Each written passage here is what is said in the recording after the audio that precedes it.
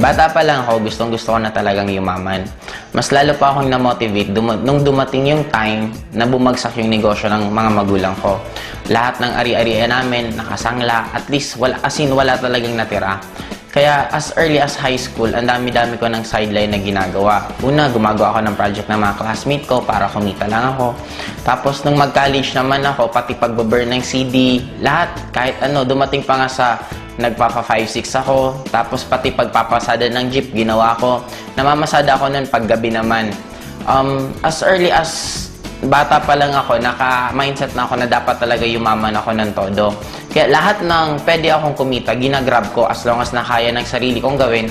Hindi ko siya pinag-iisipan, ginagrab ko lang ng ginagrab. Hanggang dumating sa akin tong AIM. Nung pagdating sa akin ng AIM Global, yun, hindi ko na siya pinag-isipan kasi sabi ko, magkano lang naman yung capital. Sabi ko, kung walang mangyari, di okay lang. Kung may mangyari, di mas maganda. Kaya lang, dumating nga sa point na lumalaki na yung grupo ko, binagsakan naman kami ng bagyong Milenyo. Tapos di sabi ko, sige, okay lang, pagsubok lang to. Nakapalaki uli namin yung grupo namin, kaya lang riming naman yung bumagsak. Kaya parang sabi namin, parang ayaw talaga tayong pakitain. Kasi nga, ang kalaban natin, kalamidad na, hindi na ibang tao or ibang company. Kaya lang, isa lang yung pumasok sa isip namin. Sabi namin, kung malalagpasan namin to, what more yung iba pang mga problema, mas madali na yun. Kasi ito na yung pinaka-worst. That was 2006 yung nagkaroon ng riming. Noong 2007, dun ko na halos ginibap din lahat. Birthday ko, nasa Lucena ako, nagpipresent ako.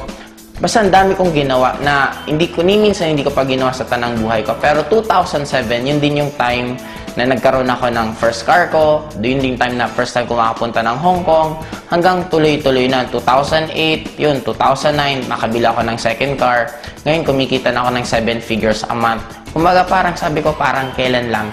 Dati nag-uumpisa kami, parang motor lang talaga dala-dala ko na ultimo lahat kong downline, wala din. Ako lang yung may motor, yung motor ko pa hindi pa ganun kagandahan. Kaya wala talagang maniwala sa amin. Pero ngayon, sobrang amazed na ako kasi lalo na dito sa lugar namin, kung mag-i-invite kami ng tao, diretsuhan na talaga. Pag tinanong kami kung anong ginagawa namin, sinasabi namin networking. Tapos, ang good thing ngayon, meron na kaming sariling identity.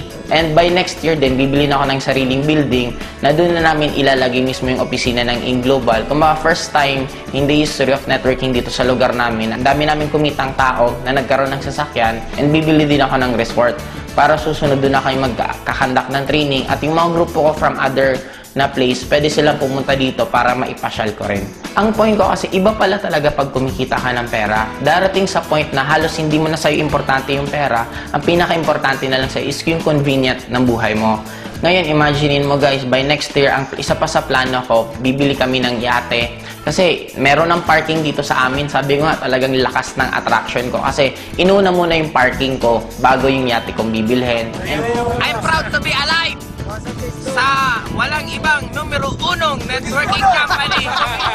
AIM Global ang power. Grabe! And third din po is bibiling ko this coming December is Hummer. Sobra po akong talagang na-amaze kasi sobrang laki po. Ang halaga po niya sa around 6.8 million. Isang sasakyan lang po.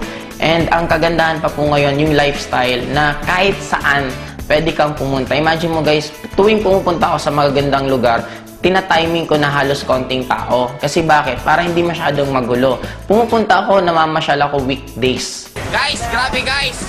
First time Asian Cross. Woo!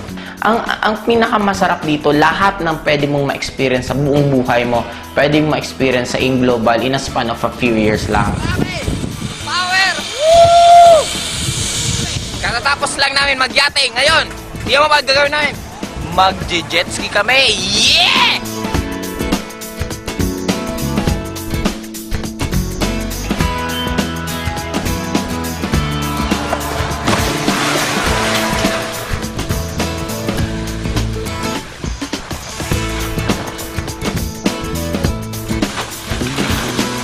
Kumbaga, yun yung nabigay sa amin na buhay because sa desisyon namin na gawin yung AIM Global at trabahuhin. Next year, US kami. Sobrang excited ako kasi Talagang first time ko makakapunta sa US na ni minsan hindi man lang pumasok sa isip ko na makakarating pala ako. Pero dahil sa In Global, binigay nila lahat sa amin yan. Kung meron pa sa inyong nag-iisip, actually dapat huwag nyo na siyang pag-isipan. Kasi ang nakakaduda ngayon, hindi na yung networking hindi na In Global. Magpo 4 years na ang In Global, ang dami nang napayaman. Ang nakakaduda ngayon, kung pag-graduate mo ba, meron ka pang trabaho, or kung nagtatrabaho ka man ngayon, kung magkano yung natitira sa'yo. Ano yung point ko? Ang point ko lang, eto na yung nakikita nyo na yung result. Bakit kailangan nyo pang pagdudahan? Ang kailangan nyo na lang gawin, paniwalaan nyo. Kagaya ng mga iba kong friends, it took them 2 years bago nagsipag-join.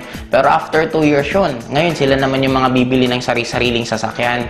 Yun pala yung kagandahan sa AIM. Pag once naniwala ka at trinabaho mo, meron at meron at meron talagang mangyayari.